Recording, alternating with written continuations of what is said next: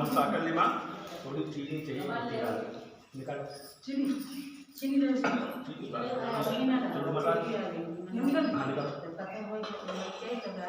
हाँ ले रहा हूँ लाइक कर दो क्या देता होगा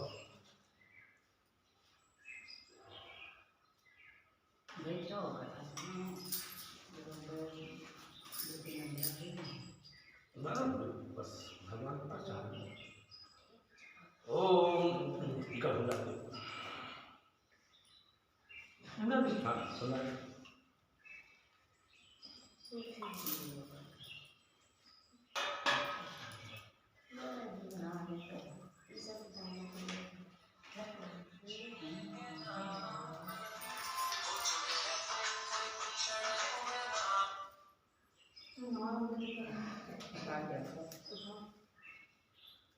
हेलो हेलो बस एक पूरी खाली नहीं हो तो नहीं वो अच्छा तो ले लो बता देंगे ओम श्री गणेशाय नमः श्री गणेशाय नमः व्यास जी बोले एक समय नैमिषारण्य क्षेत्र में शौनकादि 88,000 ऋषियों ने श्री सूत जी से पूछा हे महामुनि इस कलयुग में वेद विद्या रहित मनुष्यों का उद्धार किस प्रकार से होगा किस व्रत और तप के करने से उनके कष्ट दूर होंगे तथा मनोवांछित फल की प्राप्ति होगी उसे सुनने की हम सबकी प्रबल इच्छा है सर्वशास्त्र ज्ञाता श्री सूत जी बोले हे ऋषियों आपने सभी प्राणियों के हित की बात पूछी है अब मैं उस श्रेष्ठ व्रत को जिसे नारद जी के पूछने पर विष्णु भगवान ने नारद मुनि से कहा था आपसे कहता हूँ ध्यान से सुनिए एक समय देवर्षि नारद जी प्राणियों के हित की कामना से अनेक लोकों में भ्रमण करते हुए मृत्युलोक में जा पहुंचे वहां अनेक योनियों में उत्पन्न अपने कर्मों से दुखियों अनेक कष्टों से पीड़ित प्राणियों को देखकर किस उपाय से इनके कष्ट दूर हो ऐसा विचार कर विष्णु लोक को चले गए वहां शंख चक्र गदा और पद्मव्यूम वनमाला से विभूषित श्वेत वर्ण भगवान विष्णु को देखकर नारद जी स्तुति करने लगे हे भगवान आप अनंत शक्ति से संपन्न मन तथा वाणी से न जाने वाले आपदा आदि मध्यंत नहीं निर्गुण स्वरूप से सृष्टि के आदिभूत और भक्तों के दुख को नष्ट करने वाले हो आपको मेरा नमस्कार है नारद जी की स्तुति को सुनकर के विष्णु भगवान बोले हे महाभाग तुम्हारे आने का क्या प्रयोजन है तथा तुम्हारी क्या इच्छा है मुझसे कहो नारद जी बोले हे स्वामी मृत्युलोक में सब मनुष्य जो अनेक योनियों में उत्पन्न अपने कर्मों से दुखियों अनेक रोगों से पीड़ित प्राणियों को देखकर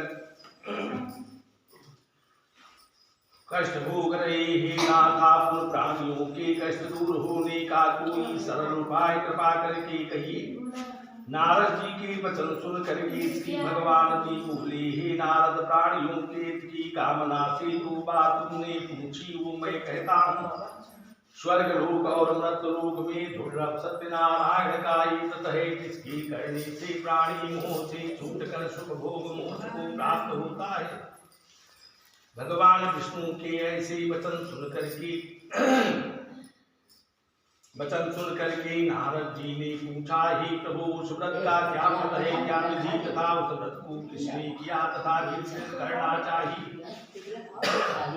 ये सब विस्तार से कहिए श्री भगवान जी बोले दुख सुख आदि को दूर करने वाला धन को बढ़ाने वाला सुख सौभाग्य तथा संतान को देने वाला तथा सर्वत्र विजय को करने वाला है सत्यनारायण के इस व्रत को श्रद्धा और भक्ति से संकल्प कर परिवार सहित धर्म परायण होकर के सत्यनारायण भगवान की पूजा करें ब्राह्मण और बंद बांधवों के साथ नैवेद्य में घी का फल सकल घी दूध गेहूं का इत्यादि भगवान की पूजन की सामग्रियों को लेकर के भगवान को अर्पण करें तथा बंद बांधवों सहित ब्राह्मण को भोजन करा करके दक्षिणादि भक्ति पूर्वक प्रसाद ग्रहण कर भोजन करें और रात्रि जागरण करें इस प्रकार व्रत करने से मनोवांछित फल की प्राप्ति होती है कलयुग में मोक्ष का यही एक सरल उपाय है। श्री स्कंद पुराणे रेवाखंडे प्रथमो अध्याय समाप्त। बोल श्री सत्यनारायण भगवान की जय।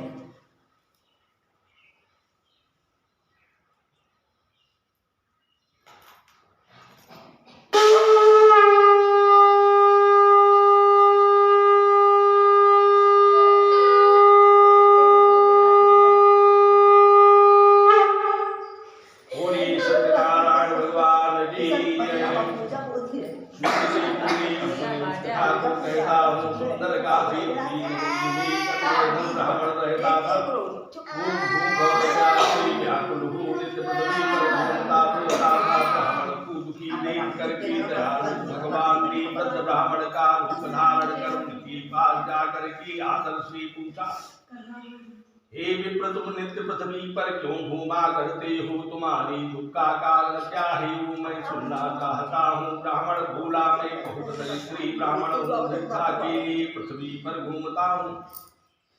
हे भगवान, यदि आप इसका कोई उपाय जानते हो तो कृपा करके कहो। ब्राह्मण बोला कि सत्यनारायण भगवान मनोवांछित फल को देने वाले हैं, इसलिए तुम उनका व्रत पूजन करो, जिसके करने से तुम्हारे कष्ट दूर हो जाएंगे और सुख प्राप्त होगा।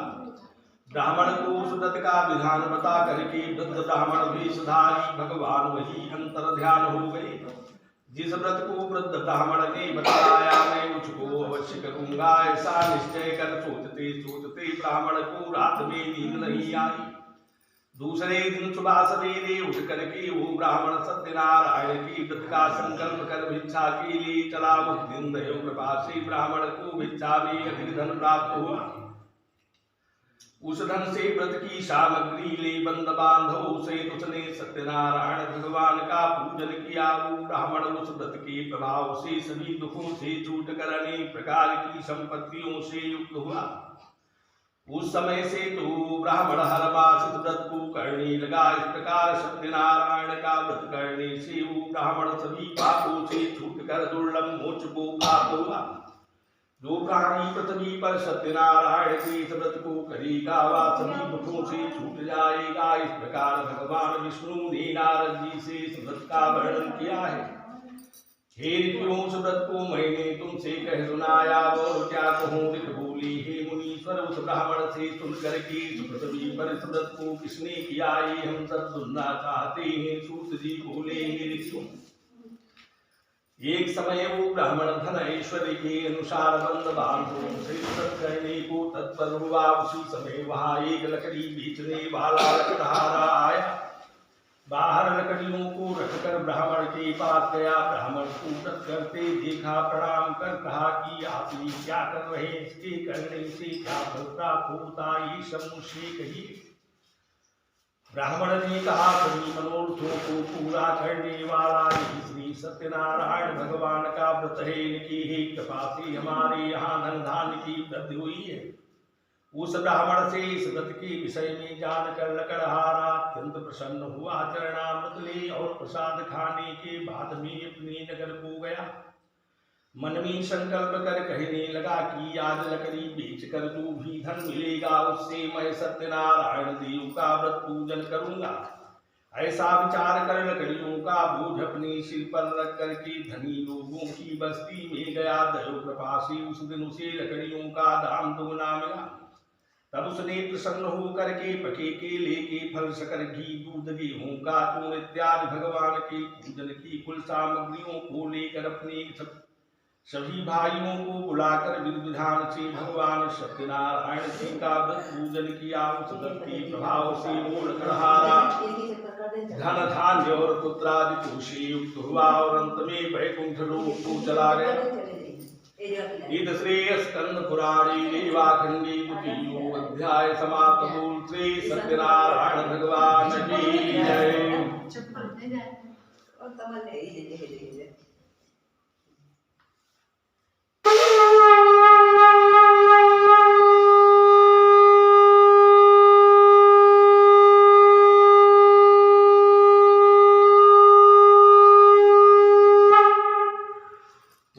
सत्यनारायण भगवान की जय। सूत जी बोले, प्राचीन काल में कुल का मुख नाम का बुद्धिमान जितेंद्रिय और सत्यवादी राजा था। वह प्रतिदिन देव स्थानों पर जाता और ब्राह्मण तथा गरीबों को धन दे करके उनके कष्ट को दूर करता। उसकी पत्नी अति सुंदर और सती साध्वी थी। एक समय वे दोनों भद्रशिला नदी के तट पर सत्यनारायण का व्रत कर रहे थे। इतने में वहां एक साधु वैश्य आया।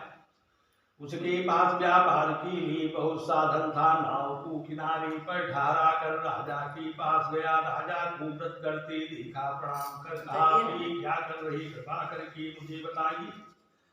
राजा बोला, हे साधु, मैं अपने निकटतम संबंधियों के साथ पुत्र की इच्छा से मनोवांछित फल को देने वाले तेजस्वी सत्यनारायण भगवान का पूजन कर रहा हूँ।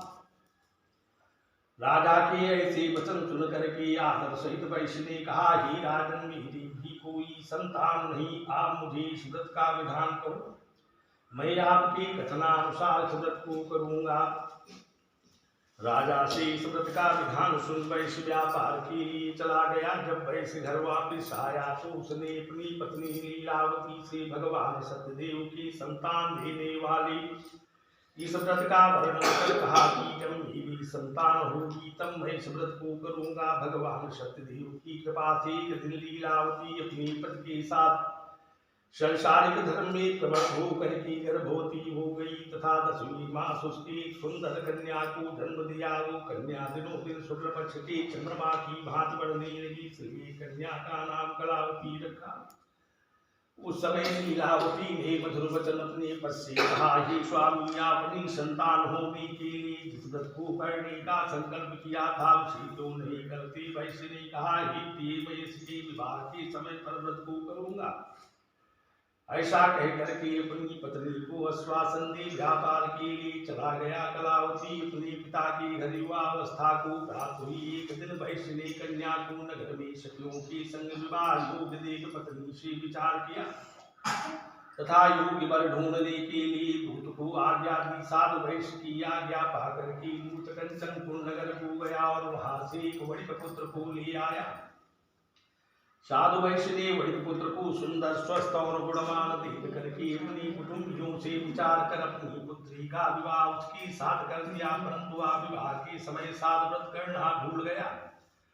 तब श्री भगवान ने क्रोधित होकर के श्राप दे दिया कि तुम्हें दारुण दुख प्राप्त होगा। कुछ दिन पश्चात व्यवसाय में कुशल साधु वैश्य अपने दामाद को साथ लेकर के समुद्र के पास रत्नपुर नगर में व्यापार करने लगा और वहां से वे दोनों राजा चंद्रकेतु के नगर में व्यापार करने लगे। एक दिन भगवान सत्यनारायण की माया से प्रेरित कोई चोर राजा का धन चुरा करके भागे जा रहे थे, किंतु पीछे से राजा के दूतों को आता देख कर चोर घबरा करके उस धन को वहीं छोड़कर भाग गई जहां दोनों ससुर जमा ठहरे हुए थे। वह दूत साधु वैश्य के पास राजा की धन को रखा देख दोनों वैश्यों को बांध कर ले गए और प्रसन्नता से दौड़ते हुए राजा की समीप जाकर बोले, हे राजने, हम दो चोर पकड़ कर लाए। देख कर आज्ञा दी। राजा की आज्ञा से उन्हें कठिन कारागार में डाल दिया गया। भगवान सत्यदेव की माया से उनकी बात किसी ने नहीं सुनी। उनका सारा धन राजा ने छीन लिया। उस श्राप के कारण घर पर वैश्य पत्नी बहुत दुखी हुई। घर में जो धन था उसे चोर चुरा ले गए। शारीरिक व मानसिक पीड़ा तथा भूख प्यास से व्याकुल हो उनकी चिंता में घर घर घूमने लगी। कलावती ब्राह्मण के घर गई। वहां उसने सत्यनारायण भगवान का पूजन होते देखा। कथा सुन प्रसाद ग्रहण कर रात को घर आई। माता ने उससे पूछा, ही पुत्री, तुम रात रही तक तुम कहाँ रही? तेरे मन में क्या है? कलावती माता से बोली, हे माँ, मैंने एक ब्राह्मण के घर में मनोवांछित फल को देने वाला सत्यनारायण भगवान का व्रत होते के ऐसे वचन सुन भगवान की पूजन की तैयारी कर दी। लीलावती ने बंद बांधवों सहित भगवान सत्यदेव के व्रत का संकल्प ने पूजन कर भगवान से प्रार्थना की, हे सत्यदेव भगवान, आप मेरे पति और दामाद के अपराधों को क्षमा करें और वे दोनों शीघ्र ही घर को आ जाएं। इस व्रत से प्रसन्न होकर के सत्यदेव भगवान ने राजा चंद्रकेतु से स्वप्न में कहा कि हे राजन, दोनों बंदी वैश्यों को प्रातः होते ही छोड़ दो, उनका सारा धन दे दो जो तुमने लिया है। नहीं मैं तेरा पुत्र सब नष्ट कर दूंगा। राजा से ऐसे वचन कह कर के भगवान वही अंतर ध्यान हो गए। प्रातः काल होते ही राजा ने राजसभा में बैठे सभासदों को अपना स्वप्न सुनाया और दोनों बंदी वैश्यों को बंधन से मुक्त कर राजा के सम्मुख प्रस्तुत किया।